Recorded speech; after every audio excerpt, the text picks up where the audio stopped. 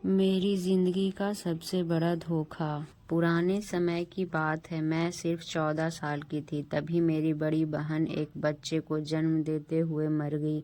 पूरा घर मातम में डूब गया। माँ बाप हर समय रोते रहते थे, लेकिन सबसे बड़ी चिंता थी उस छोटे मासूम बच्चे की। कुछ दिनों बाद घर में एक फैसला लिया गया। माँ ने रोते हुए कहा, इस बच्चे को माँ की ज़रूरत है।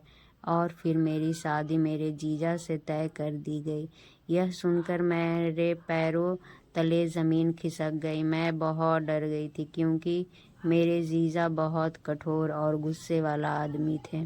मैंने बहुत मना किया, बहुत रोई, गिड़गिड़ाई भी, लेकिन मेरी किसी ने नहीं सुनी। सबने इसे किस्मत कह दिया। कुछ ही दिनों में मेरी शादी मेरे जीजा से कर दी गई। विदाई के समय मैं लगातार रोती रही। मुझे ऐसा लग रहा था जैसे मेरा बचपन मुझसे छीन लिया गया हो। ससुराल पहुंचते ही मेरे ऊपर जिम्मेदारियां का पहाड़ टूट पड़ा। सुबह से रात तक बस काम ही काम, और ऊपर से जीजा का डर। वह छोटी छोटी बात पर गुस्सा करते, जरा सी गलती पर चिल्लाने लगते। मैं हर समय सहमी रहती थी, कभी खुलकर हंस भी नहीं पाती थी। लेकिन उस घर में एक चीख मुझे जिंदा रखे हुए थी। वह छोटा बच्चा। धीरे धीरे वह मुझे माँ कहकर बुलाने लगा। उसकी एक आवाज़ सुनकर मेरी सारी तकलीफ़ें कम हो जाती थी। मैंने उसे अपने बच्चे की तरह पालना शुरू कर दिया। उसके लिए रात रात भर जागी। समय बीतता गया, लेकिन मेरे पति का व्यवहार नहीं बदला। एक रात उन्होंने गुस्से में कहा, तुम इस घर पर बोझ हो। यह सुनकर मेरा दिल टूट गया। उस रात मैं बहुत रोई, इतना रोई कि आंखों सूज गई। फिर मैंने फैसला किया, अब मुझे अपनी ज़िंदगी बदलनी होगी। अगले दिन मैंने दोबारा पढ़ाई शुरू करने की बात कही। घर वालों ने मजाक उड़ाया। सबने कहा, अब पढ़कर क्या करोगी? लेकिन इस बार मैंने हार नहीं मानी। दिन में घर का काम करती और रात में पढ़ाई। कई बार नींद में ही किताबों पर गिर जाती, लेकिन मेहनत नहीं छोड़ी। धीरे धीरे मेरी मेहनत रंग लाने लगी। मैंने सरकारी नौकरी की परीक्षा दी और एक दिन रिजल्ट आ गया। पूरा गांव हैरान रह गया। मैंने परीक्षा में पास हो गई थी। उस दिन पहली बार मुझे खुद पर गर्व हुआ। अब लोग मेरी इज्जत करने लगे। जो लोग मुझे कमज़ोर समझते थे, वही लोग तारीफ़ करने लगे। मेरे पति भी बदलने लगे थे। उन्हें अपनी गलतियों का एहसास होने लगा। एक दिन उन्होंने सबके सामने कहा, मैंने तुझे कभी समझाया ही नहीं। उनकी आंखों में पछतावा था। मैं चुप रही, लेकिन मेरे आंसू सब कह रहे थे। उस दिन मुझे समझ आया, हालात चाहे कितना भी बुरा हो, अगर इंसान हिम्मत न हारे तो वह अपनी किस्मत बदल सकता है। उस दिन के बाद मेरी ज़िंदगी धीरे धीरे बदलने लगी। अब घर में मेरी इज्जत होने लगी थी। लोग मुझसे अलग नज़र से देखते थे, लेकिन कहानी अभी ख़त्म नहीं होती। एक शाम जब मैं ऑफिस से घर लौटी, तभी पड़ोस की एक औरत मुझसे मिलने आई। उसकी आंखों में आंसू थे। वह बहुत डरी हुई लग रही थी। उसने धीरे से कहा, दीदी, मेरी बेटी को बचा लो। मैं हैरान रह गई। मैंने पूछा, क्या हुआ है? वह रोते हुए बोली, मेरा पति मेरी 15 साल की बेटी की शादी एक बूढ़े आदमी से करना चाहता है। वह सुनते ही मुझे अपना अतीत याद आ गया। मेरे सामने फिर वही दर्द जिंदा हो उठा। उस रात मैं बिल्कुल सो नहीं पाई। बार बार मुझे अपना बचपन याद आता रहा। मेरी टूटी हुई खामोशी याद आती रही। अगली सुबह मैं सीधे उस लड़की के घर पहुंच गई। घर में बहुत लोग बैठे थे। शादी की तैयारियां चल रही थी। मैंने सबको सामने कहा, यह शादी नहीं होगी। पूरा घर चौंक गया। लड़की का होने वाला दूल्हा गुस्से में खड़ा हो गया। उससे ऊंची आवाज़ में कहा, तुम कौन होती हो बीच में बोलने वाली? मैं शांत होकर जवाब दिया, मैं वही हूँ जिसकी ज़िंदगी बचपन की शादी ने बर्बाद कर दी थी। पूरा कमरा शांत हो गया। फिर मैंने पहली बार अपनी पूरी कहानी सबको सुनाई। कैसे मैंने डर में ज़िंदगी बिताई, कैसे मेरा बचपन छीना गया। मेरी बातों सुनकर लड़की की माँ फूट फूट कर रोने लगी। कुछ देर बाद उसने अपनी बेटी का हाथ पकड़ लिया और सबके सामने कहा, अब मेरी बेटी की शादी नहीं होगी। यह सुनते ही उस लड़की की आंखों में खुशी के आंसू आ गए। उस दिन पहली बार मुझे लगा कि शायद मेरे दर्द का कोई मतलब था। धीरे धीरे मेरी यह बात पूरे गांव में फैल गई। अब लोगों अपनी बेटियों को पढ़ाने लगे, कम उम्र की शादी कम होने लगी। और एक दिन गांव की पंचायत ने मुझे सम्मानित किया। सबके सामने कहा गया, जिस लड़की को कभी कमज़ोर समझा गया, आज वही कई लड़कियों की ताकत बन चुकी है। मैं मंच पर खड़ी थी, मेरे आँखों में आंसू थे। तभी भीड़ में से वही छोटा बच्चा आगे आया जिसे मैंने बचपन से पाला था। अब वह बड़ा हो चुका था। उसने सबके सामने कहा, आज मैं जो भी हूँ सिर्फ अपनी माँ की वजह से हूँ। यह सुनते ही मैं खुद को रोक नहीं पाई। मैं रो पड़ी, क्योंकि पहली बार किसी ने मुझे दिल से माँ कहा था। उस दिन के बाद मेरी ज़िंदगी पूरी तरह बदल चुकी थी। अब गांव की लड़कियां मुझसे सलाह लेने आने लगी थी। कोई पढ़ाई के लिए मदद मांगती तो कोई अपने सपनों के बारे में बताती। मैं हर लड़की से बस एक ही बात कहती, कभी खुद को कमज़ोर मत समझना। समय तेज़ी से बीतने लगा। जिस बच्चे को मैंने गोद में खिलाया था, अब वह कॉलेज जाने लगा था। वह मुझे अपनी असली माँ से भी ज़्यादा मानता था। एक दिन वह मेरे पास आया और बोला, माँ, मैं शहर जाकर पढ़ना चाहता हूँ। उसकी बात सुनकर मेरी आंखें भर आई, क्योंकि कभी मेरे सपने की 4 दीवारों में कैद कर दिया गए थे। लेकिन मैं उसके सपने को मरने नहीं देना चाहती थी। मैंने मुस्कुराकर कहा, तू ज़रूर जाएगा बेटा। लेकिन उसी रात मेरे पति ने गुस्से में कहा, इतने पैसे नहीं है कि इसे शहर भेजा जाए। घर का माहौल फिर तनाव से भर गया। मैं चुप रही, लेकिन अंदर ही अंदर टूट रही थी। अगले दिन मैंने अपनी पुरानी जमा पूंजी निकाली। वह कुछ गहने थे जो मेरी बहन ने मुझे दिए थे।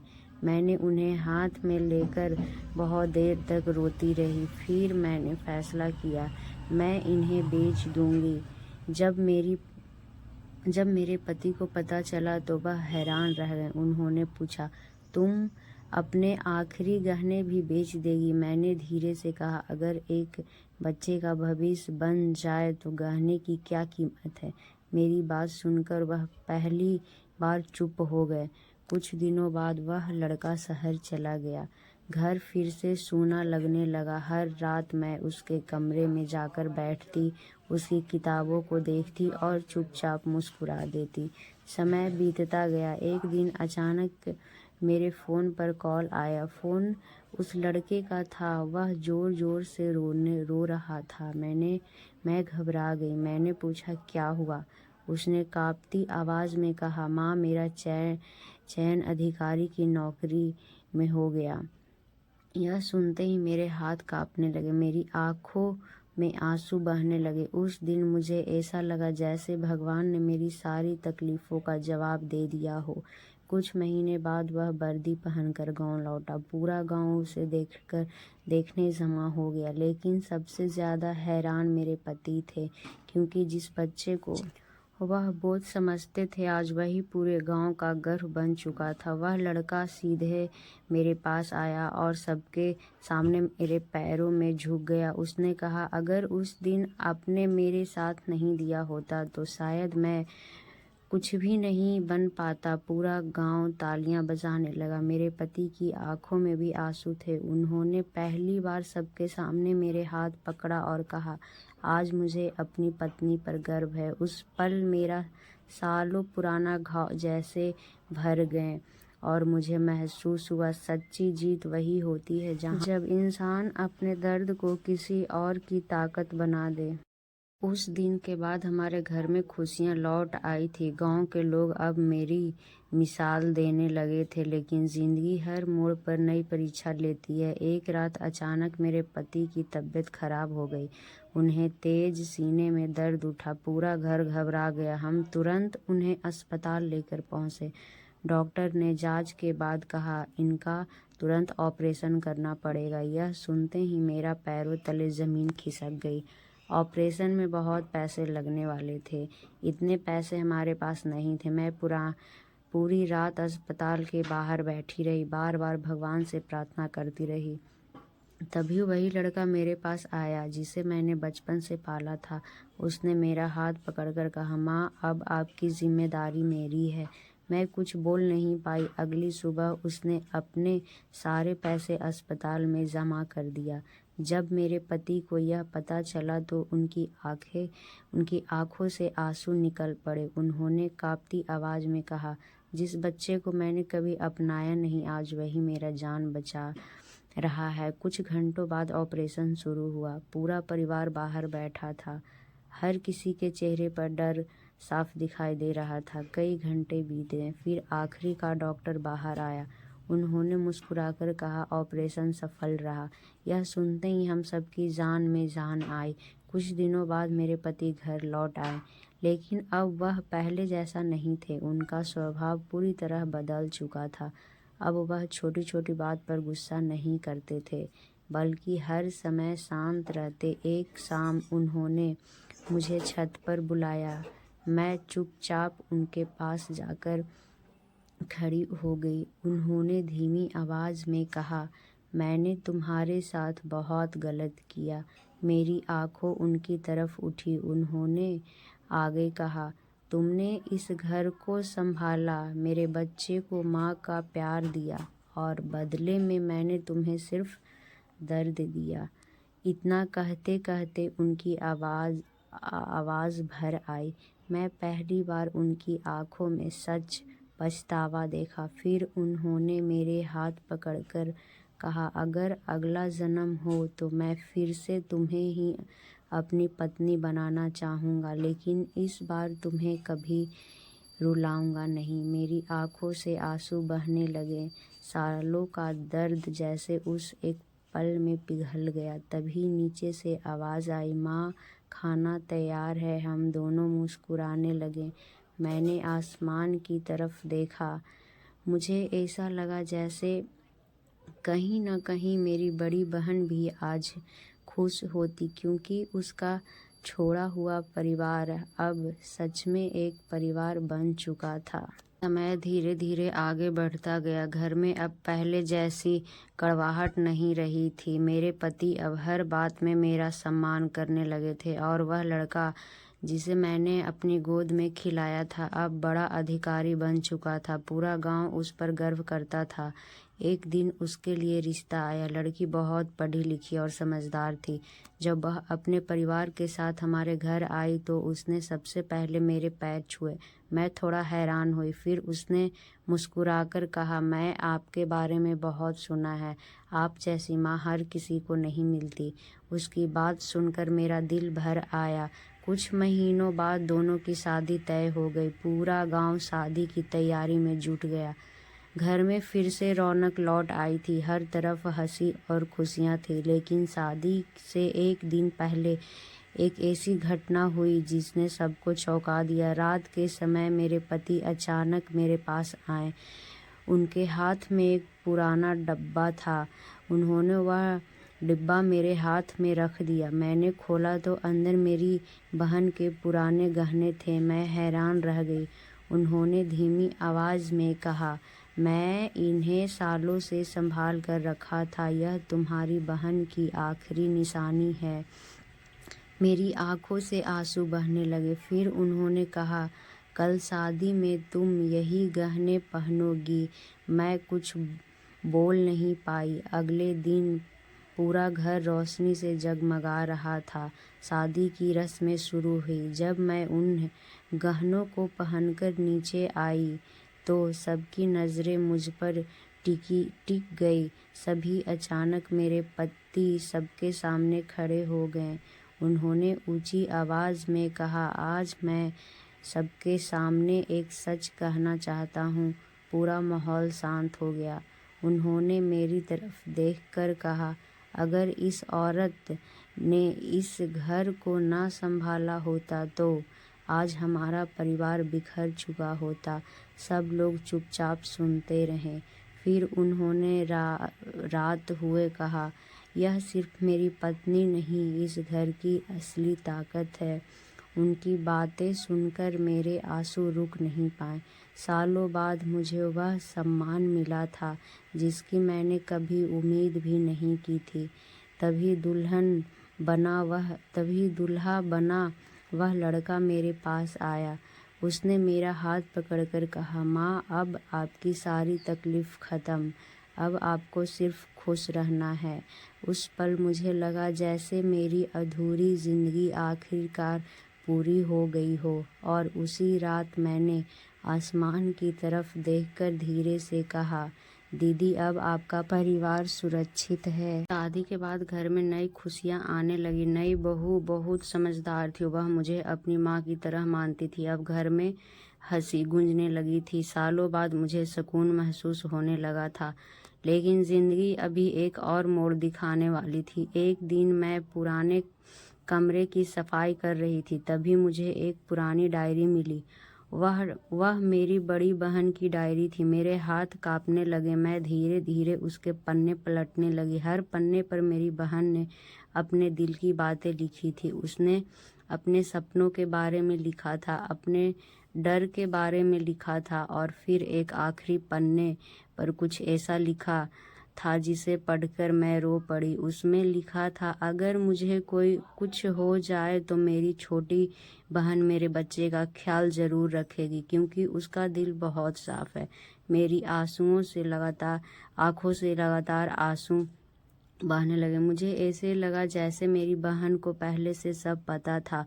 उसी समय मेरे पति कमरे में आए। उन्होंने मुझे रोते हुए देखा तो घबरा गए। मैंने चुपचाप वह डायरी उनके हाथ में दे दी। उन्होंने वह पन्ना पढ़ा और उनकी आंखें भी भर आई। काफ़ी देर तक कमरे में सिर्फ खामोशी थी। फिर उन्होंने धीमी आवाज़ में कहा, मैं तुम्हारी बहन से वादा करके आया था कि उसके बच्चे को कभी अकेला नहीं छोड़ूंगा, लेकिन मैं अपना वादा ठीक से निभा नहीं पाया। मैंने पहली बार उनके दर्द को महसूस किया।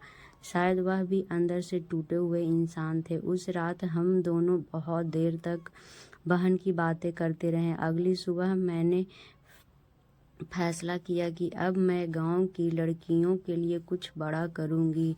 मैंने गांव के एक छोटा स्कूल खोलने की शुरुआत की, जहां गरीब लड़कियां मुफ्त में पढ़ सके। शुरुआत में लोगों ने मजाक उड़ाया, लेकिन धीरे धीरे बच्चियां आने लगी।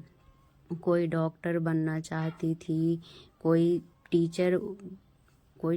उन्हें पढ़ते देखकर मुझे अपना अधूरा बचपन याद आता। कुछ सालों बाद वही छोटा स्कूल पूरे इलाके का सबसे अच्छा स्कूल बन गया। एक दिन सरकार की तरफ से मुझे सम्मान देने का निमंत्रण आया।